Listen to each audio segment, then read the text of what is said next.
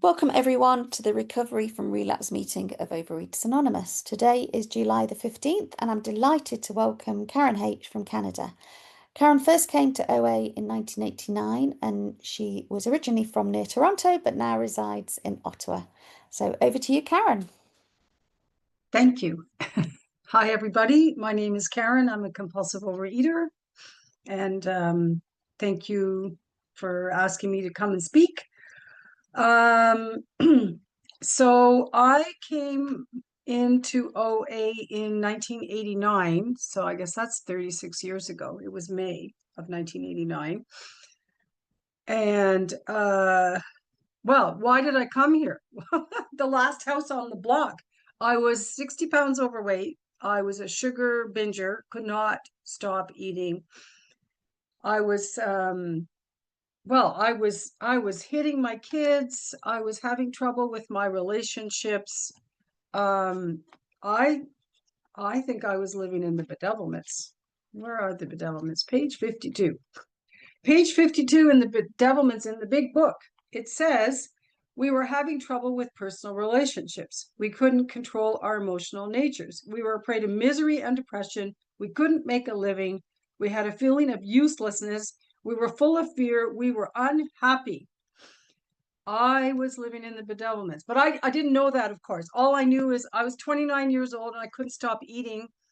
And my husband dragged me off to a employee assistance program worker at his work. And we told that woman that we were having marriage problems because I was fat. like, and if we could just get me thin, then we wouldn't have these problems. Well, we all know that's a lie, right? Like we learn in this program, we change from the inside out. So just changing the weight wasn't going to change anything on the inside where all the problems were to begin with. But the counselor told me about Overeaters Anonymous, which I knew nothing about. I didn't even know about Alcoholics Anonymous. I didn't understand spirituality. I didn't know the 12 steps. So I was a real newbie. So I went off to my open speaker meeting on a Wednesday night here in Ottawa. And I had no idea what anyone was talking about. It's like, all I wanted to know is, are people losing weight? Like I wanted to lose weight. So are people losing weight? So that's what I wanted to know. I wanted to see and hear about physical recovery. And so I had a bit of a slow start in Overeaters Anonymous because I didn't relate to the big book, not being alcoholic. We didn't have a lot of OA literature then.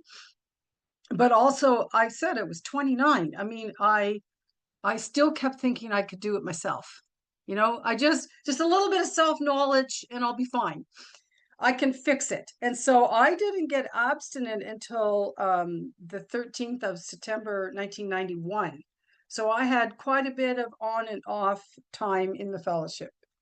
So so basically food was my friend, my coping mechanism, my escape from my problems, my solution. It was like a higher power. Whenever I was raised with physical abuse and just lots of dysfunction, and I turned to food, and it was readily available. My dad was an auctioneer, and he ran auctions from the barn in the back of the property, and sold food, chocolate bars and chips and blah blah blah. And I stole it, or I stole the money to buy it. So I had easy access to getting the binge food of choice, and well, I don't think anyone was paying attention, so it was easy to do. And then the disease got worse because once it had me in its claws, I wanted more. And we do have a disease of more. And so I started stealing money. I started stealing food. I got caught a few times stealing food. I was kicked out of stores, all for sugar. All I wanted was sugar. And so anyway, I got married when I was 25 and I moved here to Ottawa. And for a little, because I had for my wedding day, I was able to diet. So I could lose the weight for the occasion, but then as soon as the occasion was over, like the wedding day, so was the diet. Within 3 months of being married, I had already gained 30 pounds, and I was the doctor sent me to an eating disorder psychiatrist who I lied to. Never told her the truth about anything. So how is she actually going to help me? She put me on a medication. But the thing is, I never actually had an appetite. So the medication that was supposed to suppress my appetite didn't work because I was always eating for reasons that weren't anything to do with hunger and appetite, right? I was scared, I was bored, I was angry, I was lonely, I was tired, whatever, feelings. And so, so I gained more weight. I tried various weight loss programs, but I kept gaining weight. And then I got pregnant and gained a lot. Then I felt like I was allowed to do this gaining weight because I'm eating for two. So, and I really did. I gained like 60 pounds in that pregnancy. It was quite an ordeal getting the baby out of there. And then being a new mom, just the time of change in my life. It's like I needed a crutch. And the food, when I was first nursing that baby, the first 6 months, I couldn't eat certain things because it would upset the baby. But as soon as he was weaned, that was January 1st of 1989, I was on a rampage. I was crazy, like crazy, out in snowstorms, leaving the kid in the car so I could get my binge food of choice, like just crazy eating. And this is basically getting me to May of 89 when I went to my first OA meeting under pressure. I didn't want to go, but my husband thought I should go, to save the marriage and all. So I went to the OA meeting, and I didn't really understand too much of what people were saying, but something about it was an open speaker meeting, but something about that meeting felt welcoming, and I went back. And then they started talking about God. Didn't like that too much. But they kept telling me it's not a religious program, it's a spiritual program. So I kept going back. So I did that right. I did that right. I kept going back. And so in my first, even in my first year in the program, I got what I call abstinent, doing the my food plan was the 301 plan. We used to call it 3 meals a day, 1 day at a time, nothing in between. And I was exercising. I switched to compulsively exercising. So of course I'm going to lose weight. I was like a bit of a fanatic with the exercise. The baby would wake up, but I wasn't done exercising. So I would just continue my like just crazy. I just was crazy. And so there's a passage in that I was at a big book meeting last night, and we were reading a passage in more about alcoholism, that said we have to, where is it here? Most alcoholics have to be pretty badly mangled before they really commence to solve their problems. So I had to be pretty badly mangled because I came here, I listened to you, I read the books, and I still kept thinking, I can do this. There's another line here that says, because for a while there, I thought I had it under control. The self-knowledge. He says here, I began to wonder if I'd not been making too hard work of a simple matter, because I was losing weight and I wasn't doing step 4.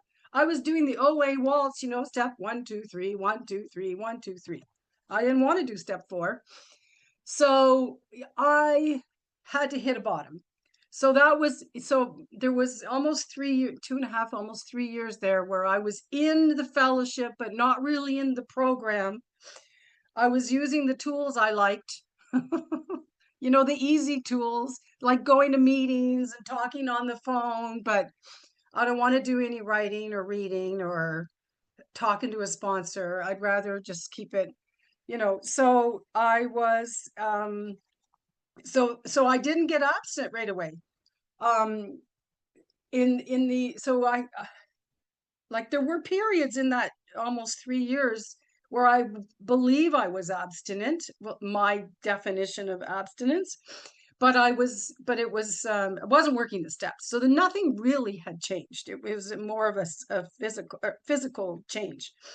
And so I had to hit bottom, and I hit bottom on, I got absent September 13th of 1991. And I was going to a retreat that weekend, and I was binging the day before the retreat. And my husband was teasing me that I was going to have to take 2 suitcases to the retreat, one with food, one with clothes, which I have never done, ever done at an OA function. I have never done that.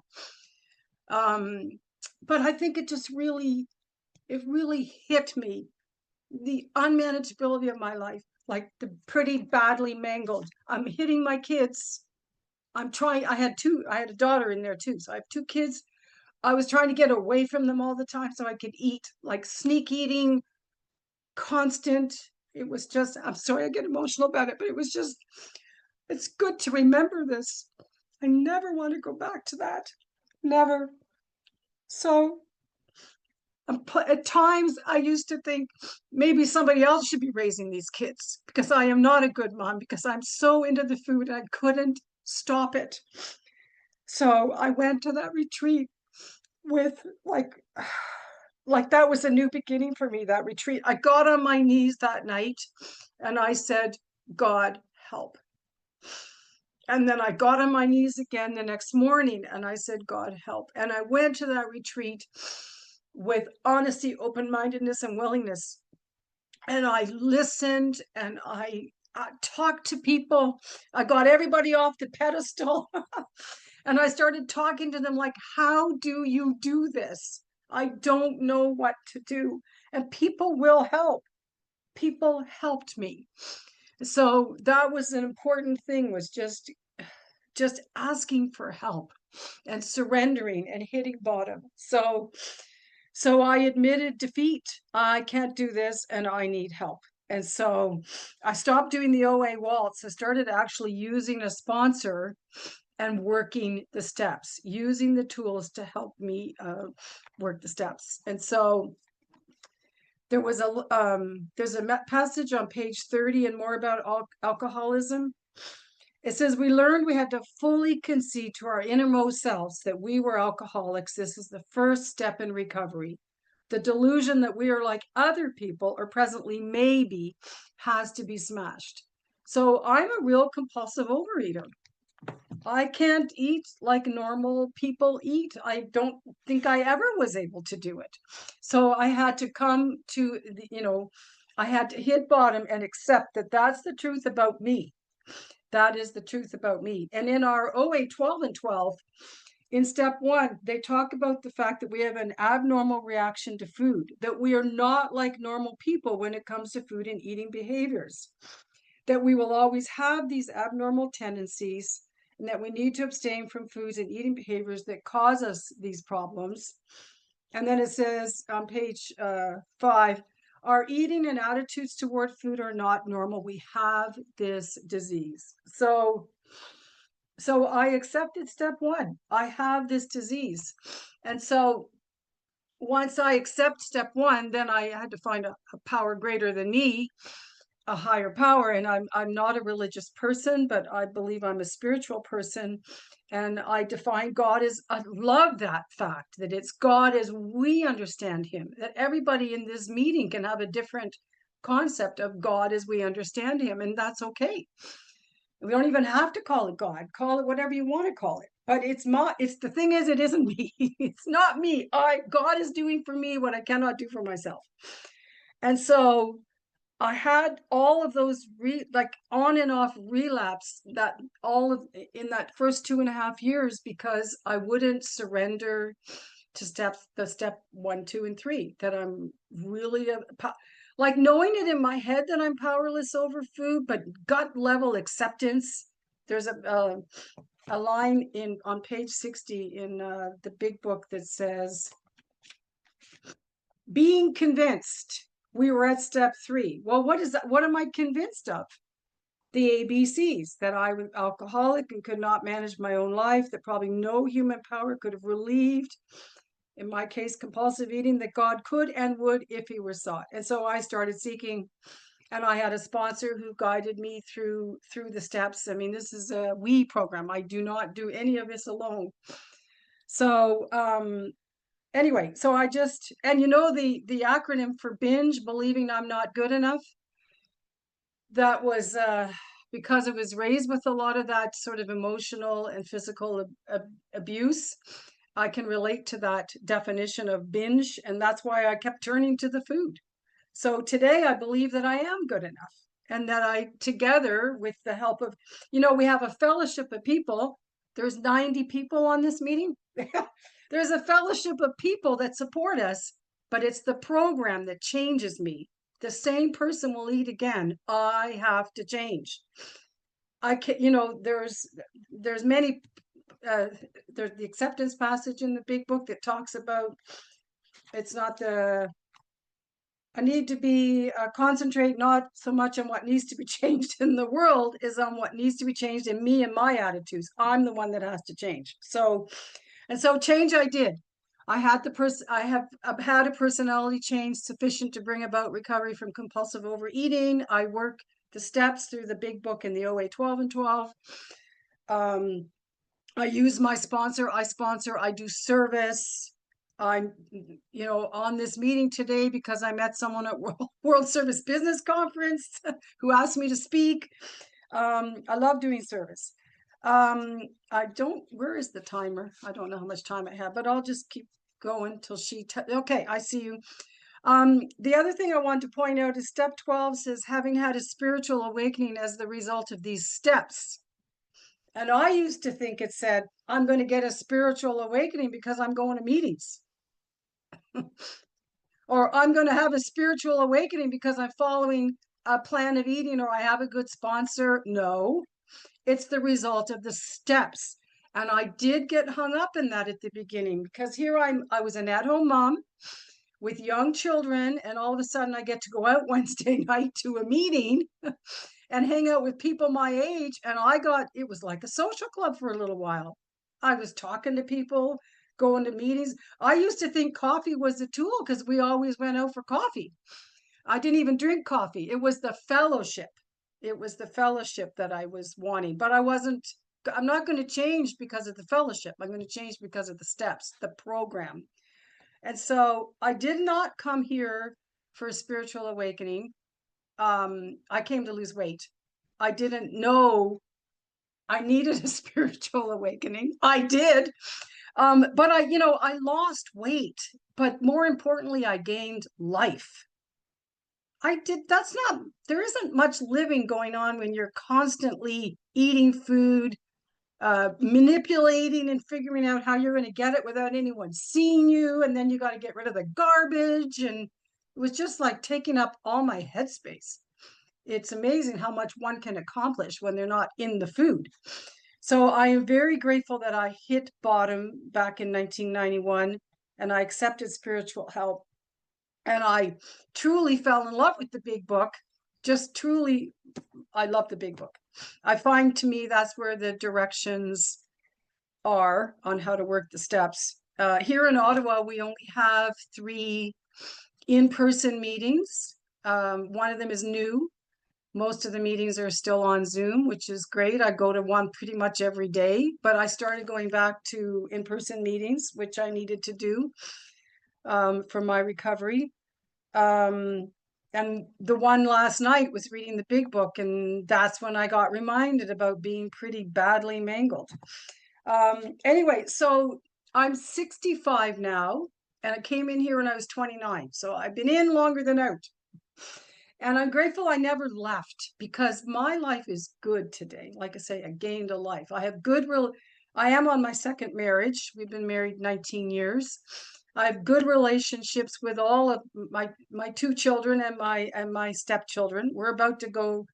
They all live out in Vancouver and Vancouver Island, so we're about to head out there for a month. And Alaska. We're going to Alaska too. Anyway, and that's something we're going on a cruise, and I have never done a cruise because I've always been afraid of the amount of food. But I'm going to take my higher power with me and another member, as far as I can, we're with another couple. But God does for me what I cannot do for myself. And I'm grateful that I have a plan of eating that works for me, which has had to be adjusted as one ages. It sucks. You can't eat the same food at 65 that you eat in your 30s. And I'm reasonably active. I do a lot of walking. I even walked the Camino in Spain in 2023, which is 500 miles. So yeah, I do a lot of walking, but obviously I need to make more adjustments as one ages. So okay. The other thing that I see I have 10 minutes left to speak, she said. Okay. So so I knew that I had I learned that I had to change, and I had to put as much energy into recovery as I had into the disease. I put a lot of it. I drove all over town. You can't go through the same drive-through every day. People will catch on. You can't go to the same stores and buy all that binge food every single day. Remember, we used to have an OA podcast that OA this office put out in the story. The woman is going to the same store every day to buy binge foods. Like, no, you got to be smarter than that. So there was a lot of energy put into eating and the disease. So that energy I put into recovery. And that meant going to meetings with when I had small children. In fact, my husband started to clue in that I was getting better. And he used to say to me, this is my first husband, when I had young kids, are there not any more meetings in Ottawa that you can go to? Like, could you just go out more often to more meetings? Because you are better when you go to meetings. So I had support from my husband to go to more meetings. I'm like, but we have small children. That's okay. I'll take the kids. Go to your meeting. So I was grateful that I got the support. But yes, and it's so wonderful now that we have, I don't know about you guys, did you go to Zoom meetings before COVID? I never did. I'm grateful for our ability to go to Zoom meetings and to go to meetings as many times as we want during the day even. I do service, I'm the chair of my Ottawa district intergroup because I've learned that I can't keep what I have if I don't give it away. Even at the beginning when I didn't have much abstinence, I was doing service more in the way of organizing events. I wasn't really sponsoring at the beginning, but I got right into the doing service and going to me because my life depends on this.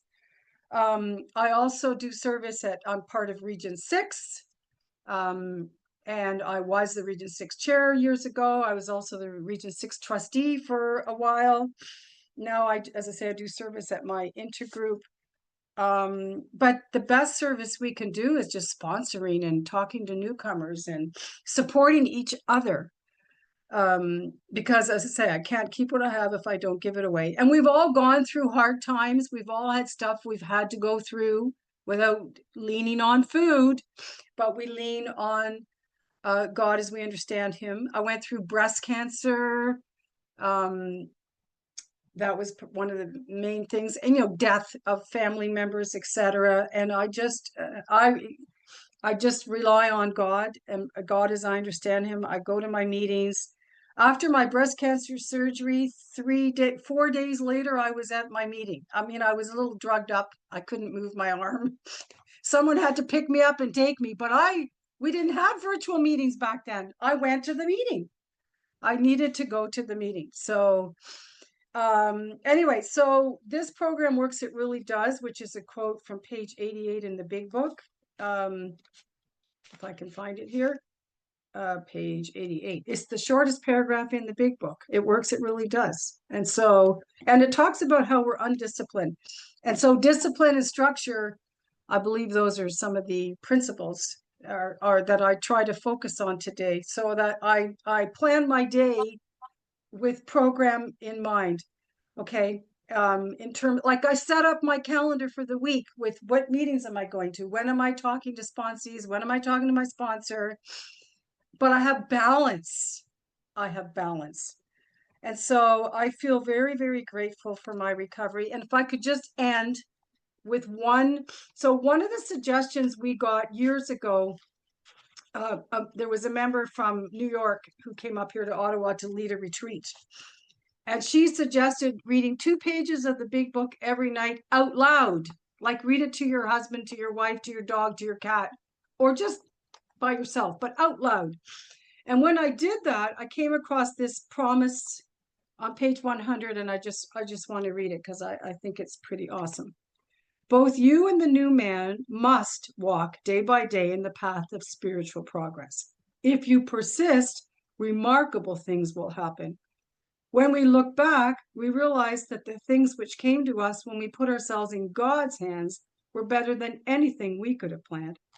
Follow the dictates of a higher power, and you will presently live in a new and wonderful world, no matter what your present circumstances. Thanks for letting me share.